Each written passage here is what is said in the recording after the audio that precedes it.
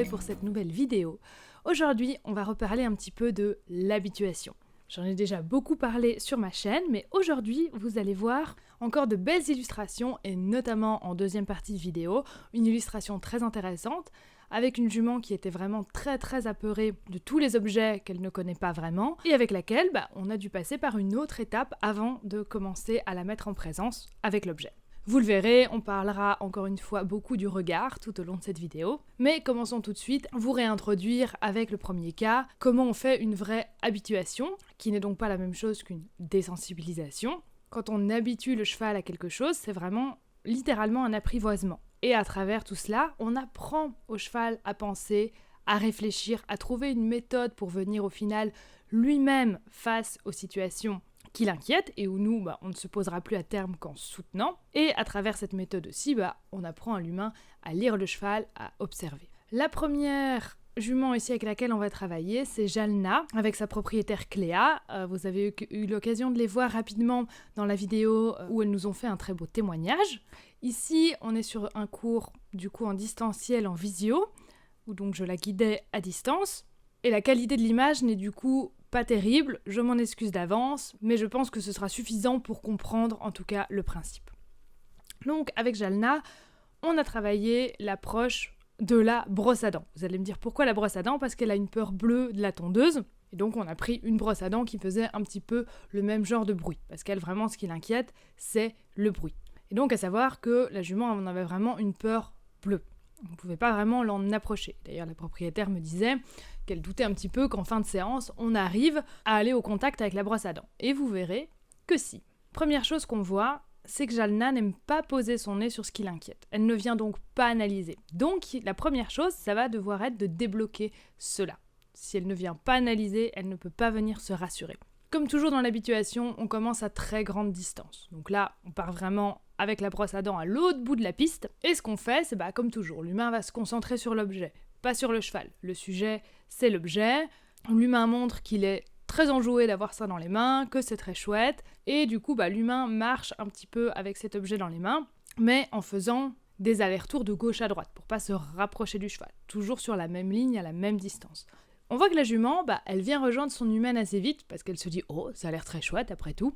Elle fait une petite posture d'évaluation, puis elle vient. Et elle va s'arrêter à la limite de sa zone de confort. Ici, je vous le détaille bien parce qu'on n'a pas d'image de cette partie-là, mais vous aurez des images par la suite. Donc là, très important à ce moment-là, quand la jument s'arrête à la limite de sa zone de confort, là c'était à quelques mètres, on était environ à 5 mètres à peu près, la propriétaire ne doit surtout pas aller vers le cheval, elle doit continuer à marcher, plutôt toujours en s'éloignant du cheval, pour que le cheval retienne vraiment, l'objet il s'éloigne toujours, il vient jamais vers moi. Ça lui donne une forme de contrôle. Jalna continue à se rapprocher un petit peu de sa propriétaire, qui a toujours la brosse à dents allumée. Là, pareil, on encourage, mais on ne demande rien. Ensuite, et ça c'est pour ça que je dis que c'est toujours très bien de marcher, on l'avait vu dans la vidéo avec Tekoa et avec la bâche, les chevaux ils ont toujours tendance à suivre ce qui s'en va. Et donc une fois que la jument s'est rapprochée un petit peu, j'ai dit à la propriétaire surtout continue à marcher. Et du coup, la jument a commencé à suivre la propriétaire alors qu'elle marchait avec la brosse à dents allumée. Petit à petit, elle a pu passer en position face à elle, donc en rappel. Et donc Cléa avait la jument face à elle et elle reculait en tenant la brosse à dents dans les mains. Et donc là, pareil, la jument a continué à avancer parce qu'elle a vu que la brosse à dents s'en allait toujours devant elle. Mais on a toujours ce même blocage, brosse à dents, qu'elle soit éteinte ou allumée, elle refuse catégoriquement de mettre son nez dessus. Même si elle s'en approche de très près, elle ne va jamais jusqu'à la toucher, et on verra ça un petit peu plus loin dans la séance, on aura des petits réflexes, des petits sursauts quand elle va approcher le nez ensuite très près. Donc ça, c'est vraiment un signe qu'il y a des tensions qui ont été emmagasinées au niveau du souvenir du toucher quelque chose d'impressionnant avec son nez. Donc il va falloir vraiment venir changer ce souvenir. Souvenez-vous, tout ce qui est tension, trauma, c'est toujours une accumulation d'énergie dans le corps. Et donc c'est pour ça, souvent dans mes vidéos, vous le verrez encore un petit peu plus loin dans celle-ci, c'est toujours bien d'évacuer ces tensions par le mouvement, pour faire sortir justement cette énergie. Et c'est pour ça que souvent, quand la tension ne peut pas sortir, elle finit par sortir à un moment donné de force en agressivité. Donc toujours important de venir l'évacuer, la rediriger avant. Et c'est pour ça que dans toutes les séances, quoi qu'on fasse, l'énergie du cheval, même si le cheval est dynamique, il a beaucoup d'énergie, ça doit toujours être une énergie dans la décontraction. Et c'est pour ça que des fois, la limite est difficile à voir. Il faut sentir que le cheval se porte en avant, mais pas sur la peur, pas sur l'agressivité, mais sur réellement une envie. Comme Caresse, voilà, quand on fait des courses d'endurance, elle se porte pas en avant dans la fuite, elle se porte en avant réellement par envie dans la décontraction. Et la preuve est qu'elle reste parfaitement à l'écoute, légère, parce que le cerveau est toujours là.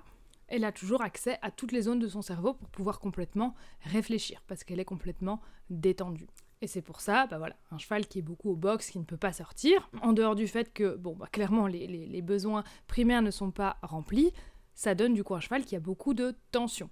Et si le stress monte trop, le cheval n'est plus jamais dans le confort, et il n'y a plus jamais d'apprentissage. Et ça, du regard, on en reparlera un petit peu plus loin, mais ici, vous l'aurez compris, pour avoir un cheval décontracté, il faut un cheval donc qui n'est pas figé dans son corps. On le verra dans le cas qui va dans le deuxième cas de cette vidéo. Un cheval qui est figé dans son corps, figé dans ses réactions, un cheval qui est donc renfermé sur lui-même, c'est un cheval qui a également beaucoup de tensions accumulées. Et c'est pour ça que des fois, ces chevaux, ils sont calmes, et tout d'un coup, ça explose. Et donc, il faut redonner cette mobilité au corps, et ça passe aussi par la mobilité des yeux. Ça, je vous en avais parlé déjà dans plusieurs vidéos précédentes, et c'est pour ça que je commence toujours le travail par le regard, les plis à gauche, les plis à droite, pour que le cheval donne son regard à gauche, donne son regard à droite. Évidemment, c'est pas juste le nez qui bouge, de nouveau, c'est le regard qui doit se plonger dans le mien, et ensuite ce regard qui me suit, de près, puis d'un peu plus loin, et puis ce regard que j'arrive ensuite à diriger sur les objets. Et en général, quand déjà on a la mobilité du regard, ensuite la mobilité du corps suit beaucoup plus facilement. On le verra également dans quelques instants, avec un cheval qui ne bougeait pas en liberté, qui n'avait pas de mobilité en liberté, et qui, dès qu'on a eu cette mobilité du regard, ce regard sur nous, ce regard qui bouge avec nous, tout de suite, le corps a suivi. Donc voilà, revenons à notre jument Jalna, que je vous disais que il y a vraiment des tensions qui étaient emmagasinées au niveau du souvenir de toucher quelque chose qui l'impressionne avec son nez. Donc on va devoir venir changer ce souvenir en lui montrant que c'est elle qui décide quand elle touche, et que ce contact en plus est confortable. Donc c'est littéralement un souvenir à effacer, à venir remplacer. On va du coup utiliser le jeu avec la balle à pousser, qu'elle connaît, on a déjà fait 5 séances avec elle. Elle connaît ça très très bien, elle l'a associé au jeu, donc on peut du coup placer ce jeu en target à différents endroits. Ce qu'on va faire, c'est que Cléa va littéralement venir, avec la brosse à dents allumée, venir brosser la balle sur le cône. Donc on a l'air un petit peu ridicule à ce moment-là, mais vous allez voir, ça marche très très bien. La jument, du coup, elle se rapproche, elle se dit, tiens, il y a une interaction avec mon jeu. De nouveau, on n'essaye pas de l'attirer, on n'essaie pas de faire de la surenchère pour qu'elle vienne absolument et qu'elle passe au-delà de sa limite, et qu'elle vienne un petit peu du coup à contre-cœur parce qu'elle se dit « Oh, il y a une récompense, oh, on va venir jouer ». Non, on la laisse venir à son rythme. Simplement, on lui montre que ça a l'air très sympathique. Dès qu'on sent de la tension, on se recule avec le cône. Même si la jument n'a pas encore reculé, pour éviter justement les réactions de fuite, etc., on lui montre que de nouveau, le cône va toujours reculer, va toujours s'éloigner d'elle avant qu'elle ait besoin de passer dans la fuite. Et donc ça lui donne de la confiance pour se dire « je peux approcher un petit peu plus ». Parce que si jamais je commence à me tendre un petit peu, le cône va reculer de lui-même. Idem, si elle commence à se figer, à se renfermer un petit peu, c'est pareil, tout de suite on recule. On voit que l'encolure va devenir de plus en plus basse, elle s'habitue littéralement, mais elle ne vient toujours pas toucher. On l'encourage également en reculant la brosse quand elle s'approche avec son nez, tout en hésitant et en se tendant. Vu qu'il y a hésitation, tension, on recule, même si c'est elle qui a fait le mouvement vers la brosse. De nouveau, on lui montre qu'elle contrôle la situation, que la brosse ne fait toujours que s'en aller. Pour déclencher un petit peu ce toucher, on va éteindre ici la brosse à dents et on va la poser, arrêter, sur le cône à la place de la balle. Elle est vraiment, du coup, cette brosse à dents associée à la position de la balle sur le cône, un endroit qu'elle avait l'habitude, du coup, de venir toucher, pousser. Ça marche super bien. Et elle vient tout de suite toucher, puis carrément pousser la brosse à dents. Le nez est vraiment débloqué. Et vous voyez que d'un cheval à l'autre, on procède de manière complètement différente pour venir débloquer certaines choses au niveau de l'habituation. On verra complètement un autre cas, comme je vous disais dans la deuxième partie de la vidéo. À partir de là, elle y va franchement. Du coup, on peut reproduire la même chose avec la brosse à dents en marche. idem, c'est elle qui vient à son rythme, on recule si attention, on ne va jamais vers elle avec la brosse.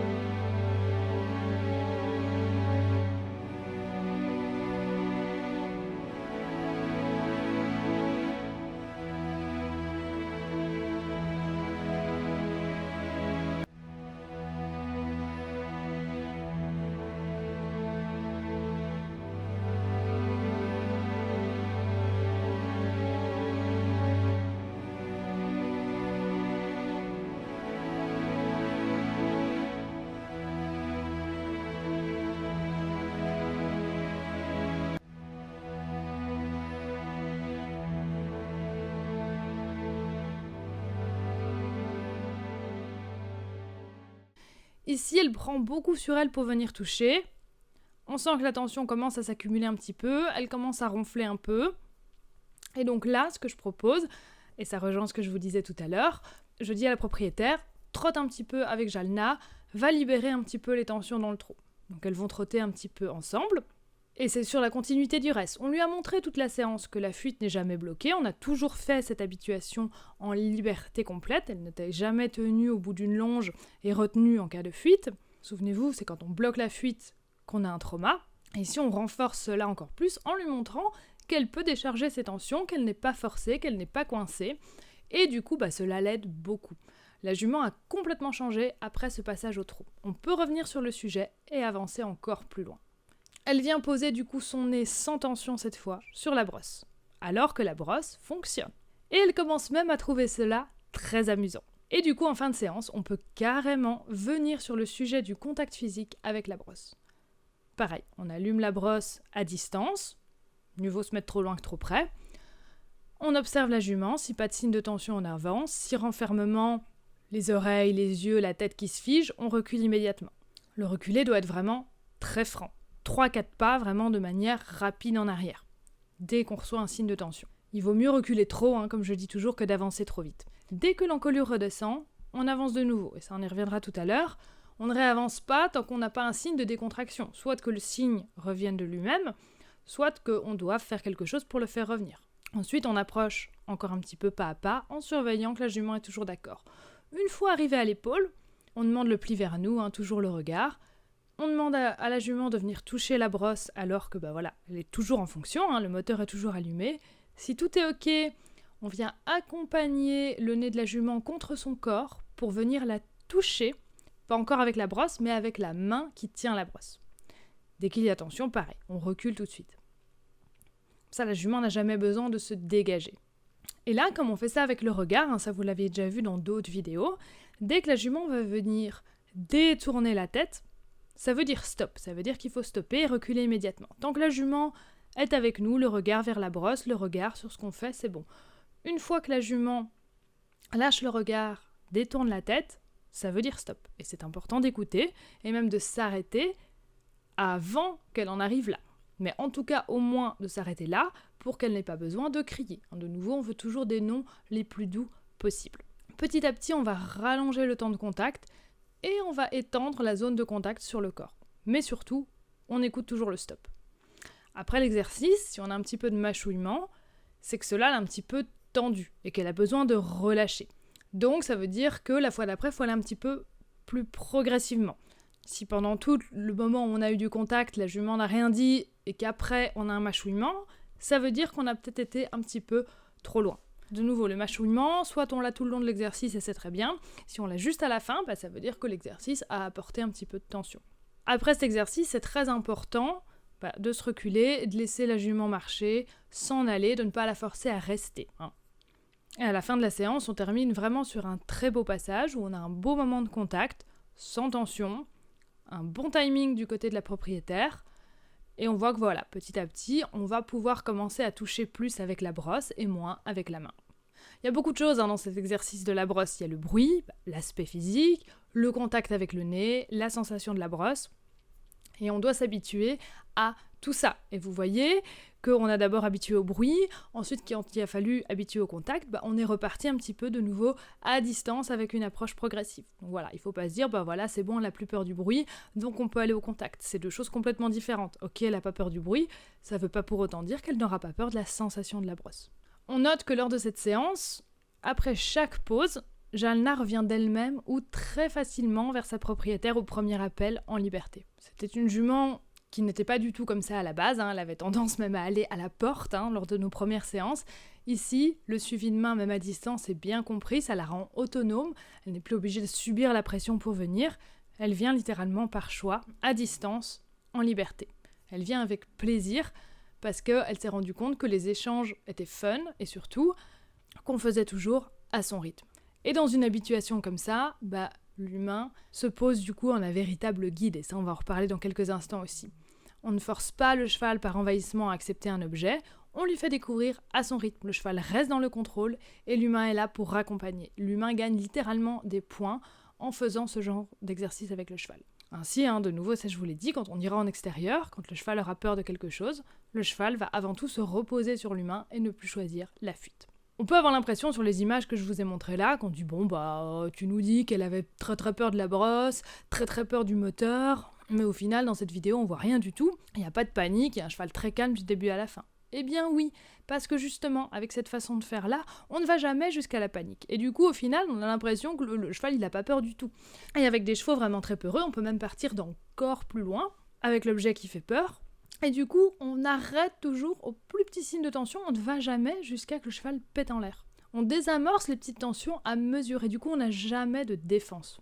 Et attention, évidemment, quand on recule comme ça, on lâche le regard avec le cheval, pour ne pas que ça soit une demande, et pour ne pas attirer le cheval, pour dire au cheval, viens nous rejoindre. Quand on recule, c'est vraiment, je me déconnecte, je te laisse, et je pars.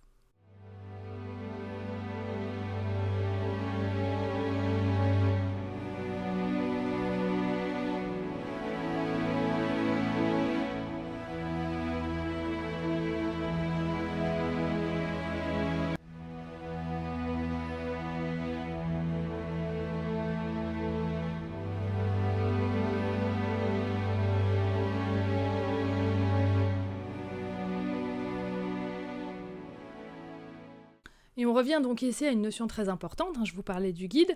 Le référent, le guide, c'est celui qui sécurise et pas celui qui fait bouger les pieds. Ça, je vous l'ai déjà dit également de nombreuses fois. Un cheval, une fois que vous êtes son véritable leader, il va réagir quand il va voir un objet, quelque chose qui lui fait peur, dans son pré en extérieur. Le cheval va d'abord se retourner vers vous. Il cherche un référent, c'est littéralement un réflexe biologique. Dans le troupeau, on a le même mécanisme. Ça, je vous avais dit, les chevaux s'observent entre eux, et c'est toujours l'individu le plus fiable que les autres vont regarder pour pouvoir agir comme lui. Et donc, quand votre cheval vous regarde avant de prendre une décision, avant de décider de fuir en cas d'élément stressant, ça veut bien dire que vous êtes son référent. Il interroge l'individu qu'il estime le plus fiable. Et si, quand vous êtes avec d'autres chevaux, que vous êtes dans le pré par exemple, avec votre cheval, ses congénères, que quelque chose d'inquiétant se passe et qu'il vous regarde carrément vous avant de regarder un de ses congénères, ça veut vraiment dire que vous êtes littéralement perçu comme de toute la bande l'individu le plus fiable, le plus référent et qui est le plus à même d'avoir la bonne décision. Et ça, en travaillant, comme je viens de vous l'expliquer au-dessus, c'est des choses que mes élèves me le disent régulièrement, ça amène ce genre de comportement. Le cheval, tout à coup, se retourne vers eux, interroge l'humain, en cas de stress. Donc on n'est pas sur une bête désensibilisation où le cheval, on l'a forcé un petit peu souvent par envahissement à accepter un objet, et donc le cheval, il accepte cet objet-là parce qu'il a cédé par rapport à cet objet-là.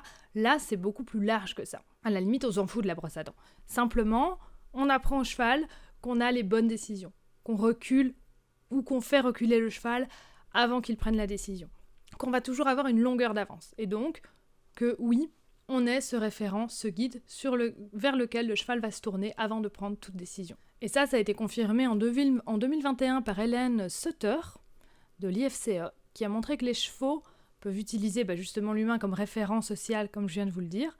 Face à un stimulus, ils vont alterner le regard entre l'objet et l'humain. Un stimulus fait peur, ils regardent le référent, donc l'humain. Et ensuite, surtout, ça ne suffit pas, c'est pas juste regarder l'humain, mais c'est derrière adapter leur comportement. Donc c'est-à-dire changer de focus, repasser dans le calme, repasser dans leur activité ou sur une activité proposée par l'humain. C'est pour ça que je vous dis toujours, dans la sécurisation de l'espace, on regarde ce qui inquiète le cheval, on vient expirer, le fait d'expirer, ça fait shifter le système nerveux du stress vers la détente, déjà avant tout pour l'humain, et du coup ça invite le cheval à se caler sur nous, à faire pareil, et ensuite on invite le cheval à changer de focus, regarder ailleurs, remettre son regard sur nous, et donc c'est important d'avoir les deux. Le cheval qui nous regarde et qui dit « Ah, il a vu ce qui me fait peur, ah, je vais donc attendre ce que me dit mon guide », et ensuite, venir mettre son focus là où on lui indique de le mettre, ou venir se remettre dans l'activité qu'on lui propose. Et vous voyez que de nouveau, le centre de tout ça, c'est quoi ? C'est le regard. Avec Caresse, cela m'arrive souvent, des fois au pensage, il y a des bruits autour de nous, et du coup, qu'est-ce qu'elle fait ? Elle vient tout de suite me questionner. Tout de suite, alors, je mets mon regard dans le sien, et alors c'est très drôle à voir, parce que au début, elle vient me questionner, je vois son regard est un petit peu en triangle, un petit peu inquiet, et tout de suite, dès qu'elle pose vraiment son regard dans le mien, le regard repasse en décontraction, la paupière se détend, juste par le calme que je lui envoie. Et ça, ça ne s'obtient pas comme ça, ce travail avec le regard, je vous l'ai déjà expliqué dans plusieurs vidéos, on travaille petit à petit pour avoir un cheval de plus en plus focus, de plus en plus dans la connexion et dans la concentration. Avec Caresse, un regard suffit pour lui envoyer mon calme. Avec des chevaux qui n'ont jamais fait ça, ça prend plusieurs séances pour que vraiment ils viennent capter ceci dans les yeux de l'humain. Et c'est pareil entre chevaux, on parlait du guide il y a quelques instants.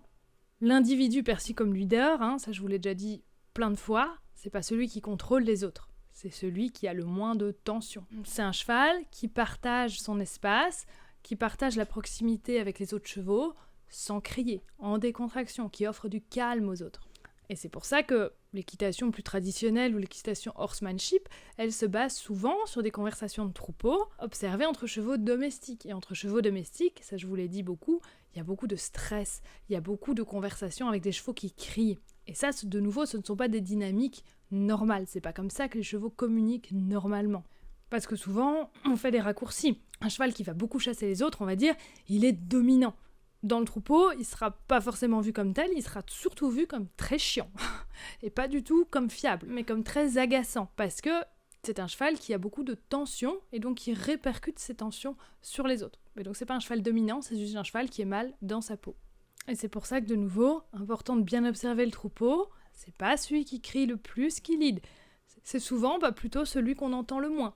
Et qui justement a la sagesse parfois de se retirer pour laisser le congénère qui est un petit peu plus chiant et guidé par ses stress, d'éventuellement même reculer devant lui pour ne pas aller à l'escalade. Donc voilà, de nouveau, tout est beaucoup plus subtil que ça.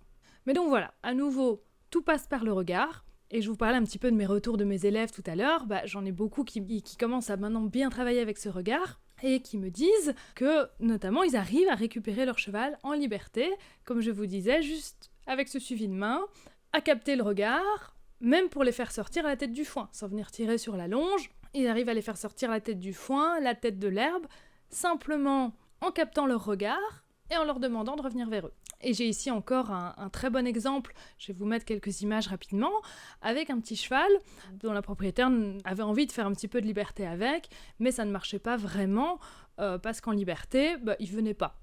Il faisait sa vie, mais en liberté, il n'y avait pas de connexion. Et la connexion, de nouveau, c'est pas faire bouger les pieds, c'est travailler ce regard. Et donc pour travailler ce regard, je vais expliquer différentes petites choses. D'abord une première approche en liberté, et ça une petite forme d'échauffement que vous avez déjà vu plusieurs fois et qu'on fait aussi pour se rendre un petit peu intéressant pour le cheval, de marcher dans la piste en sécurisant l'espace pour montrer justement au cheval qu'on est ce bon guide, ce bon référent qui vient sécuriser l'espace tout autour, surveiller tout ce qu'il y a autour et mettre du calme un petit peu partout. Souvent rien qu'avec ça, un cheval qui est un petit peu vigilant dans la piste, qui regarde un petit peu autour, souvent très très vite ce qu'on voit, c'est que le cheval, tout de suite, il va venir baisser la tête, venir brouter un petit peu s'il y a un petit peu d'herbe en bord de piste. On voit que tout de suite, il peut venir sur une activité plus détente, c'est-à-dire il est plus dans la surveillance parce que nous on le fait, mais il peut venir manger un petit peu, se détendre.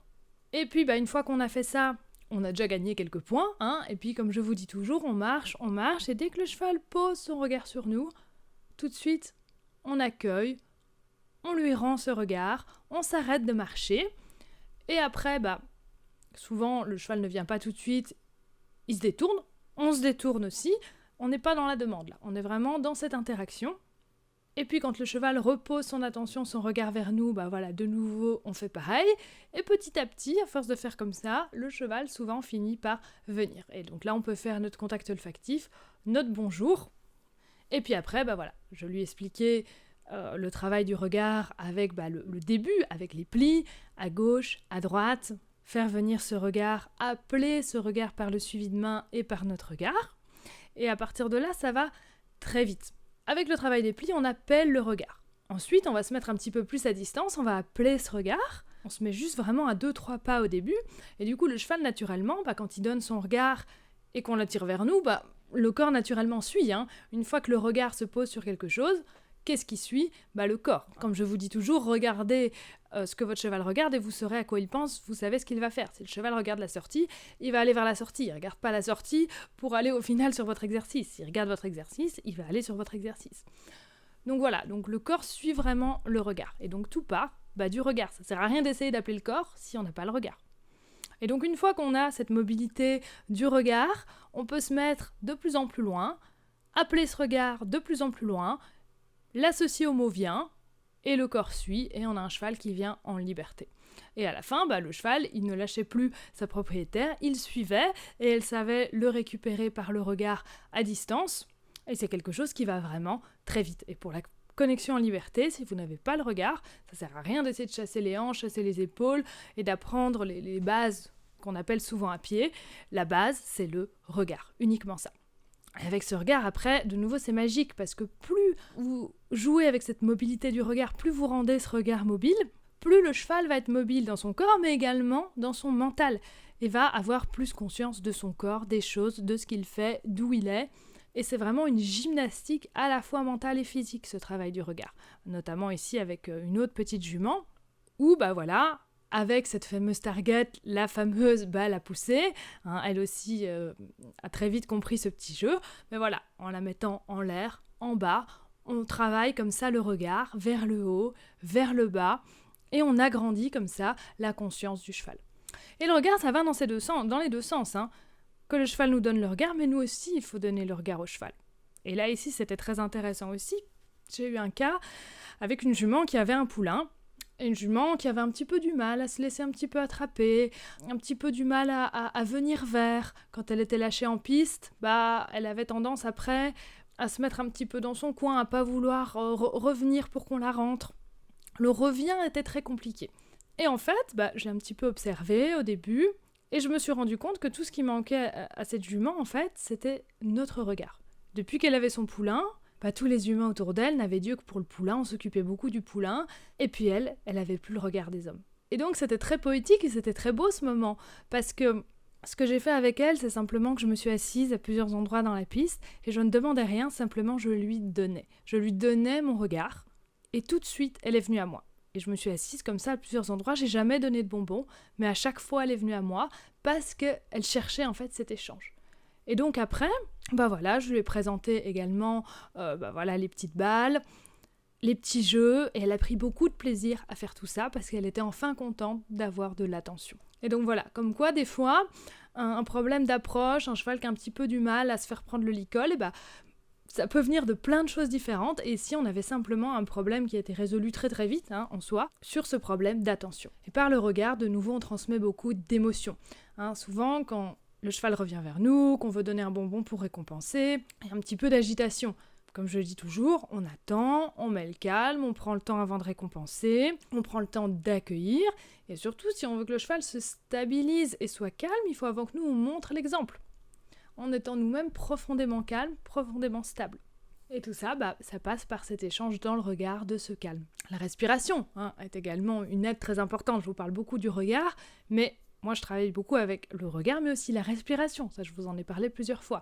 C'est une aide, pratiquement une aide des plus fines qu'on ait avec le cheval. Et c'est souvent des choses qu'on oublie un petit peu, la respiration. Souvent, les gens me disent « Ah oui, j'ai fait l'exercice, je ne respirais pas. » Comme je vous dis, expirez, pour que votre cheval expire aussi. Les exercices de respiration en échauffement, comme je vous dis toujours, la cohérence cardiaque, venir synchroniser sa respiration avec celle de son cheval, à pied, monter. Monter avec caresse, vous le savez, si je ralentis ma respiration, hop, tout de suite, elle devient beaucoup plus fluide dans ses mouvements. Et souvent, quand quelque chose va pas bien, on essaie de bidouiller avec les mains, avec les jambes, que ce soit à pied ou monté, on bidouille, on contrôle. Au final, on fait qu'aggraver le problème. Souvent, ce que je dis dans ces moments-là, c'est respirer, libérer les tensions. Je vous dis, avec caresse, qui résout tout, monter, c'est vraiment juste cette respiration. Respirer, c'est relâcher. Retenez bien ça. Si vous devenez retenir qu'une chose, retenez ceci sur la respiration. Et d'ailleurs, pour terminer ici sur le regard, chaque cheval a en fait une carte visuelle très différente, qui est influencée par la mobilité de ses yeux, justement, la position de sa tête et l'alignement de son corps. On connaît tous le schéma que je vous avais déjà montré dans des vidéos précédentes de la vision du cheval. Par exemple, si le cou, les épaules et les hanches ne sont pas bien alignés, cela peut provoquer des problèmes de vision, notamment une mauvaise convergence des yeux. Et donc ça peut entraîner un schéma corporel assez particulier, la mâchoire qui part d'un côté et le corps qui compense de l'autre. Parce que les muscles oculaires indiquent au cerveau comment la tête est positionnée, la position de la mâchoire influence l'équilibre, et le système vestibulaire utilise ces informations pour stabiliser le corps. Donc si le cou n'est pas droit, les yeux doivent compenser. Et ça peut créer des troubles visuels. Et d'ailleurs, chez les chevaux, il y a énormément de troubles visuels. Caresse, je vous avais dit, voilà, elle n'a pas une très bonne vue. Et il y a énormément de chevaux dont c'est le cas, qui ont un œil qui voit moins bien que l'autre, qui ont une pathologie visuelle. Et c'est vrai que des ophtalmos pour les chevaux, on n'en voit pas tous les jours. Mais en fait, je pense que ce serait intéressant de faire au moins une visite pour savoir comment votre cheval voit exactement. Parce que tous ne voient absolument pas de la même manière. Les problèmes visuels sont en fait très très très fréquents. Moi j'en constate beaucoup justement quand je travaille où je me dis non là en fait les yeux n'ont pas l'air de fonctionner. Et voilà, comme vous le voyez là également, comme les yeux sont de chaque côté de la tête, la position de tout le corps peut influencer justement la façon dont le cheval voit. Et donc une mauvaise posture peut créer des problèmes de vision. Et des problèmes de vision peuvent créer une mauvaise posture. Donc comme vous le voyez, tout est lié. Et donc vraiment, ce sujet est vraiment passionnant. N'hésitez pas à me dire de nouveau en commentaire si ça vous intéresse de développer un petit peu plus ce sujet pour une prochaine vidéo. Là, on en revient du coup tout de suite à nos moutons avec notre habituation, avec un deuxième cas. Ici, on a une petite jument islandaise qui a très très peur face à des nouveaux objets. Notamment, face à la bâche, la propriétaire me disait, elle est littéralement paniquée, c'est vraiment le drame total. Et là, il y avait un ballon dans la piste, donc on s'est dit, on va voir un petit peu ce qu'elle nous dit. Et déjà à distance, elle le regardait déjà, ça l'inquiétait beaucoup. Et avec cette jument-là, on va voir que pour pouvoir venir proprement découvrir un objet, le cheval de nouveau a besoin d'être libéré de ses tensions, pour pouvoir ensuite s'exprimer par rapport à ça. Parce que là, qu'est-ce qu'on a en début de séance ? On a une jument très figée. Avec le ballon, je prends ma méthode d'avancer, de reculer. Dès que je sens un petit peu de tension, c'est moi qui lui dis avant qu'elle prenne une décision, viens, on s'en va. Ensuite, je la relâche. De nouveau, je ne retourne pas sur le ballon directement, je lui apporte de la décontraction, j'attends qu'elle se décontracte et c'est elle qui me redit ensuite quand elle est prête pour y retourner. Et donc souvent, ce qu'elle fait, c'est qu'elle se tourne un petit peu vers le ballon où elle me dit « je me sens mieux, j'ai quand même peut-être bien envie d'aller voir ». Et ça, je vous l'ai dit, les chevaux, quand quelque chose les inquiète, ils ont en général envie d'aller analyser, d'aller explorer. Donc ça sert à rien de les pousser, il faut simplement les accompagner.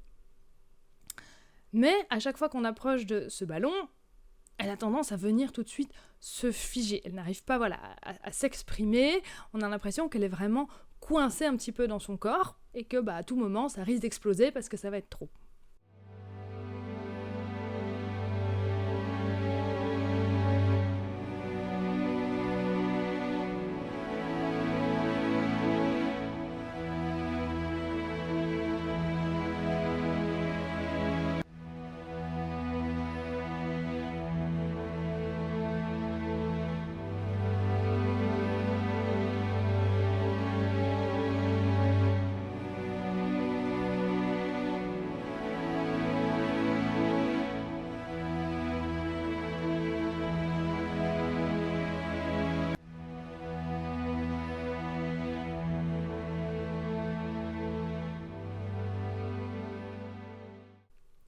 Et donc, il va falloir libérer ces tensions.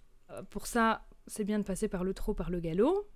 Mais ici, et d'ailleurs tout est lié, posture très figée, on voit également que la mise en avant est complètement bloquée. La propriétaire montre un petit peu qu'elle n'a jamais réussi à trotter avec elle en main. C'était justement une de ses demandes par rapport à ce cheval, d'avoir un petit peu de mise en avant au travail, mise en avant qu'elle a très bien avec les chevaux, avec les autres chevaux, mais pas du tout avec l'humain. Il y a vraiment un blocage par rapport à aller en avant avec l'humain, littéralement en fait à se lâcher et à s'exprimer avec l'humain. Parce que la mise en avant, c'est ça aussi. C'est un cheval qui est un peu coincé et qui veut pas mal faire. D'ailleurs, elle est très délicate. Elle est justement comme ça un petit peu coincée dans ce corps, dans son mental, ni dans le doute, je fais pas trop. C'est une jument, on voit qu'au niveau de la tête, elle a dû avoir un trauma au niveau du crâne, peut-être qu'elle a été frappée, je n'en sais rien, par ceux qui la détenaient avant. En tout cas, elle n'a pas dû avoir une vie facile. Et donc du coup, voilà, c'est une jument qui, dans le doute, ne s'exprime pas. Il n'y a pas non plus de réaction de violence, c'est juste, voilà, elle va pas faire. Et ça, comme je vous ai dit, au bout d'un moment, ça peut finir par exploser aussi. Donc là, on va commencer par cette mise en avant. Je vais demander, par petites touches, d'avancer un petit peu, à distance, par l'arrière. Pourquoi c'est là que la pression est ressentie comme la moins forte. Et puis surtout, elle peut choisir la direction.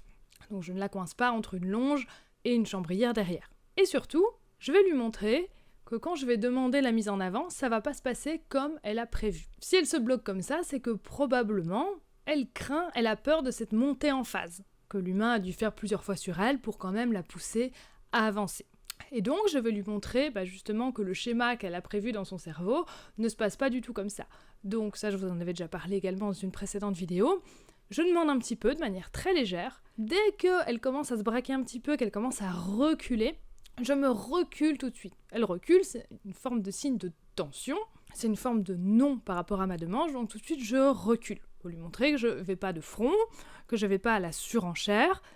Je retire ma présence pour lui montrer que il n'y a pas, comme elle aurait pu s'y attendre, il n'y a pas de montée en phase. Et donc très vite, elle s'étonne, elle se dit « Ah, tiens, c'est différent, c'est pas comme j'avais prévu », et du coup, elle relâche assez vite. Comme je vous dis, quand on recule, avant de redemander, il faut avoir un signe de détente. On ne va pas comme ça redemander si le cheval est encore tendu. Donc je recule, jusqu'à qu'elle se détende, et si besoin, je peux aussi faire des petits exercices pour détendre entre. Ici, pas besoin, elle se détend. Je peux redemander un petit peu après, et on a assez vite, du coup, cette mise en avant à distance. Elle associe ma demande à la voie de trotter à la mise en avant.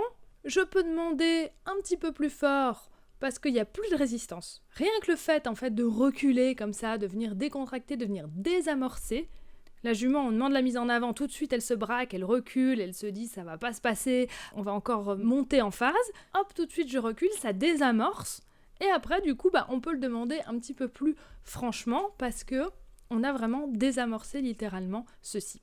Ensuite, quand on a fait ça, quand on a cette mise en avant qui a été associée un petit peu à la demande trottée, très important tout de suite de venir l'associer avec la joie. Parce que le trot, comme je vous ai dit, ça ne doit pas être associé à la fuite. Naturellement, le trot, le galop, c'est une allure de fuite. Donc c'est très important de venir associer ça rapidement avec la joie, avec le partage, pour lui donner envie de trotter. Parce que, ok, elle a compris, il n'y a pas de stress, il faut juste trotter. Ok, mais est-ce que c'est chouette ? Non. Et si elle trouve pas ça chouette, elle va très vite repartir dans pour trotter, j'ai pas envie avec l'humain, c'est pas chouette. Et de nouveau, tout se joue dans le regard. Donc, je commence en rappel pour l'énergiser un petit peu. Je demande pas forcément trop, mais je veux avoir son regard dans le mien. Et c'est super bien parce que elle, sans qu'on ait fait vraiment de travail avec le regard, c'est une jument qui est très focus. Elle donne son regard. Dès que on a la bonne attitude, on a la bonne joie, la bonne énergie, elle est focus sur vous. Et donc ça, c'est super. Parce que du coup, on peut aller beaucoup plus vite. Je peux tout de suite lui apporter ma joie par le regard. Et donc, on fait que ça en rappel pour l'énergiser vraiment. Là, je demande pas encore le trop, mais juste je l'énergise, je lui dis voilà, c'est très chouette de partager un petit peu de mouvement ensemble. Et ensuite, quand on est sur la ligne droite, là, je peux me mettre à côté d'elle et lancer le trot. On cède un petit peu en allant, du coup, au retour vers la porte, mais on verra qu'ensuite, on peut le faire vraiment dans toutes les directions, ça n'aura plus d'importance. Et petit à petit, les premiers départs sont un peu timides, un peu longs à venir, mais petit à petit, elle commence à trouver ça super chouette. Et du coup, je ne la pousse plus jamais, je suis seulement dans l'attraction. Au début, on a dû pousser un petit peu, mais toujours en laissant choisir la direction, parce qu'il fallait justement débloquer un petit peu ces tensions, ce non réfractaire par rapport à cette demande de l'humain. Mais ensuite, une fois que ce petit déclic s'est fait, on peut passer juste dans l'attraction pour associer ça à la joie et que ça devienne super chouette. À la fin, même en liberté, j'ai eu quelques foulées en rappel, parce que d'elle-même, elle se dit, bah ouais, c'est fun en fait de courir avec l'humain. C'est un jeu, et c'est pas plus que ça. C'est pas une demande, c'est pas on me force à le faire, c'est juste chouette de partager ceci. Du coup, on va en revenir à notre habituation.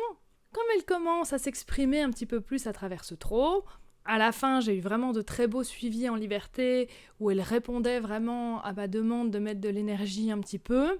Elle était vraiment avec moi, et dans l'expression. Elle n'était plus dans je subis, j'attends, qu'est-ce qui va se passer. Elle était vraiment acteur avec moi.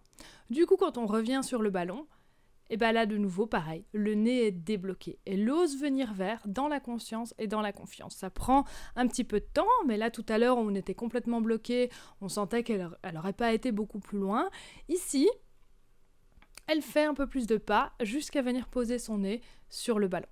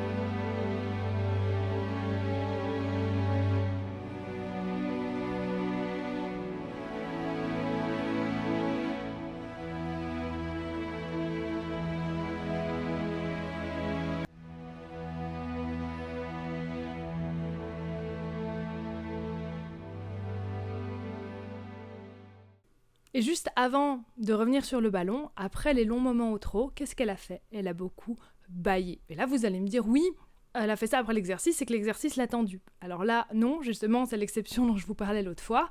Quand on fait comme ça ce travail dans l'allure, c'est justement pour venir relâcher les tensions que le cheval avait déjà. Et donc là, si justement ce travail dans l'allure se termine par des gros bâillements, c'est vraiment que le cheval, il relâche complètement. Et la propriétaire me disait, c'est vrai qu'elle ne l'a jamais vu bâiller, ébrouer, etc. Et donc là, ça montre vraiment qu'on a débloqué quelque chose ici, qu'elle s'exprime de nouveau, qu'elle arrive à venir se décontracter avec nous.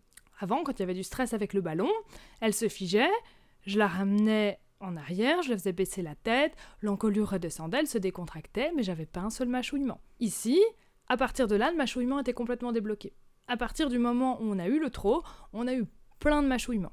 Autour du ballon, après le ballon, avant le ballon, enfin tout le temps. Et que j'activais encore un petit peu plus en venant de temps en temps lui faire un petit massage au niveau de la mâchoire pour l'encourager justement à décontracter cette bouche encore plus. De nouveau, le regard, la mâchoire, c'est des zones essentielles pour venir décontracter. Après attention, de nouveau, si vous avez un cheval qui mâchouille absolument tout le temps et qui est tout le temps en train de prendre tout en bouche et de mâchouiller, là, on passe dans un comportement compulsif, c'est pas normal non plus. Tout comportement excessif, ça vous le savez, c'est pas normal non plus. Et donc voilà, on voit qu'on évite toujours que le système nerveux s'emballe. Quand le cheval commence à stresser, c'est parce qu'il voit un schéma. Dans le cas de l'anxiété de séparation, il sait que quand on va aller à la porte, on va le sortir, on va le séparer de ses copains, on va le forcer à s'éloigner. Il faut toujours penser à briser ce schéma, pour que le système nerveux, il arrête de s'emballer. Et donc, la seule solution, c'est de changer ce qui provoque ça habituellement. Donc, c'est-à-dire, dans le cas de l'anxiété de séparation, on va à la porte, le cheval commence à stresser. Qu'est-ce qu'on fait? On le ramène vers les copains. On le ramène vers le confort. On décontracte. Et quand on a de la décontraction, on s'éloigne un petit peu. Et le but, que ce soit dans l'anxiété de séparation, ici avec l'habituation, c'est de garder tout du long la décontraction. Dans tout le processus, tout le temps qu'on approche l'objet, tout le temps qu'on s'éloigne des copains. On vit les choses jusqu'à la limite de cette zone de confort, et petit à petit, on agrandit cette zone. Tant qu'il y a de la décontraction, on peut aller plus loin. Donc c'est pour ça que je vous disais tout à l'heure, attention au cheval qui a envie d'y aller, mais qui est plein de tension. Là, on stoppe. C'est vraiment comme une thérapie, ça je vous l'avais déjà dit, on fait vivre au cheval le début du stress que tout de suite on vient arrêter, parce qu'on montre que le schéma est différent. Et quand on s'éloigne comme ça des copains, pareil, il faut le faire intelligemment, on tourne pas directement le dos aux copains, on part un petit peu en diagonale pour que le cheval ait toujours un œil sur les copains et qu'il contrôle la situation, qu'il voit où il en est, pas que d'un coup il soit surpris et qu'il se dise je les vois plus. On fait progressif pour justement qu'on sente si la tension monte et qu'on puisse ramener le cheval. Pas que le cheval se laisse aller puis tout à coup je les vois plus. Et de nouveau, votre meilleur allié, on en parlait tout à l'heure, c'est vraiment la sécurisation de l'espace. Si vous avez envie que votre cheval soit connecté avec vous, montrez-lui que vous êtes un bon référent, que vous sécurisez l'espace, que le cheval n'a pas besoin de vérifier l'environnement, que vous le faites. Et de nouveau, quand le cheval est très focus avec vous, ça peut arriver que dans la séance, il ait besoin un petit peu de regarder autour de lui, c'est normal, c'est une proie, faites cela avec lui. Il a besoin de cela pour pouvoir se concentrer ensuite. Le cheval a des focus mouvants. Il ne peut pas rester concentré comme ça 1 heure sur une chose, c'est pas naturel pour lui. Donc, même s'il vous offre cela, prenez des petits moments pour regarder aux alentours, comme les chevaux le font entre eux. On n'est pas un prédateur qui reste fixé sur une chose pendant 1 heure de course, ça c'est pas possible. Un autre petit exemple, quand je vous parlais ici de changer un petit peu les réflexes, de changer un petit peu le schéma, ici j'ai pas d'image mais c'est aussi un cas très intéressant, un cheval qui a un blocage complètement sur son côté droit, qui ne se laisse pas aborder sur son côté droit. Une fois que toutes les causes physiques sont évidemment écartées, même si le cheval va bien, il peut rester des traumas, des stress, parce que précédemment il y avait peut-être un trauma physique, justement. Avec un cheval comme ça, pour changer le réflexe, j'en ai eu un en cours justement récemment, pour réécrire en quelque sorte ce réflexe, toujours, on part du regard. On prend le regard du cheval et on commence à se diriger un petit peu vers la droite, vers le côté droit, à distance. On ne se met pas à 50 cm du cheval, on se met vraiment à 3-4 mètres à distance. On commence à se diriger un petit peu vers le côté droit et on arrête avant que le cheval vienne bloquer en bougeant pour mettre sa tête entre l'humain et son côté droit. Et ça, il y a beaucoup de chevaux comme ça. Quand ils veulent pas qu'on accède à un côté, que ce soit le gauche ou le droit, ils vont venir tourner la tête, voire tourner le corps pour venir toujours bloquer l'accès de l'humain à ce côté-là. Donc on avance vraiment pas à pas et on recule à chaque fois avant que le cheval ne vienne mettre son mécanisme de défense. Donc de nouveau, qu'est-ce qu'on fait? On désamorce ce mécanisme de défense. Parce qu'on vient à chaque fois avant que le mécanisme n'arrive et ne s'enclenche, on recule. Et donc, le mécanisme de défense devient tout bonnement inutile. Et donc, comme je vous disais, on prend large, hein. On ne vient pas tourner à droite pour venir, tout de suite contre le cheval. On prend au début très très large, on tourne à très grande distance, hein, toujours à la limite de cette zone de confort. Avec ce cheval, c'était à 5 mètres, mais avec un autre cheval, faut se mettre carrément à 10 mètres pour commencer. Et donc, on contourne comme ça le cheval de loin en désamorçant ce réflexe. On place notre regard à chaque fois là où on veut aller, pas sur le cheval. Donc au début, on va regarder loin du cheval. Vu qu'on contourne à distance, on va pas regarder le côté droit du cheval. On va regarder loin, on va fixer un endroit de la piste à droite du cheval. Mais vraiment, pour monter au cheval, je viens pas sur ton côté droit, je viens juste sur ta droite, mais sur ta droite, loin là-bas. Et je fixe le poteau, par exemple, qui est tout loin là-bas sur le côté droit, et je vais là-bas, pour vraiment le rassurer sur le fait qu'on ne vient pas attaquer son côté. Et on contourne ainsi progressivement. Au début, on fait des cercles très larges, et puis petit à petit, on peut se rapprocher un petit peu plus du cheval, jusqu'à carrément venir faire le petit tour contre le cheval, et venir pratiquement directement sur le côté droit du cheval.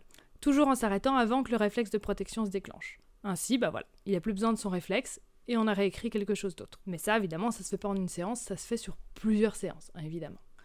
Donc voilà, on a vu de nouveau dans cette vidéo l'importance du regard, la puissance vraiment des exercices d'habituation, mais que pour venir là-dessus, il faut un cheval qui s'exprime, il faut un cheval qui soit vraiment là pour vivre vraiment les choses avec nous, et que pour ça, des fois, il y a des petites choses à débloquer avant. Donc comme vous voyez, il n'y a pas une méthode universelle, et c'est pour ça que toujours dans mes vidéos, c'est toujours illustré avec des cas concrets, parce que comme vous voyez, il n'y a pas 2 fois où ça se passe exactement de la même manière, et c'est ça qui, je trouve, est passionnant. Mais moi, je continue d'en apprendre, hein, comme je vous le dis toujours, à chaque cheval, à chaque cas, j'en apprends. Chaque cheval a son langage, chaque cheval a ses logiques, ses façons de voir les choses, ses traumas, ses souvenirs, et des fois, c'est pas toujours facile de tout comprendre tout de suite. Mais on reste à l'écoute et je continue à vous partager chaque chose ici sur la chaîne. Comme d'habitude, je vous attends en commentaire pour discuter un petit peu de tout ça. Le petit pouce bleu, ça fait toujours plaisir. Et puis surtout, abonnez-vous. À bientôt. Merci.